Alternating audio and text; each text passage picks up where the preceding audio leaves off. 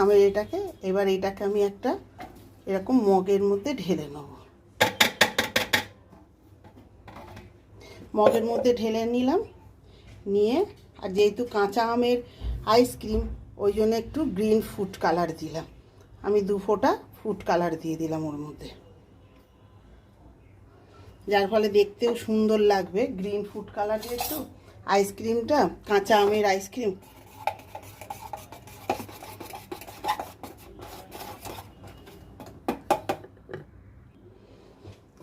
এই যে বন্ধুরা ফুড কালারটা মিশিয়ে নিয়েছি। এবার আমি ছোট ছোট চায়ের কাপ নিয়েছি, এর মধ্যে এগুলোকে সেট করে দেবো।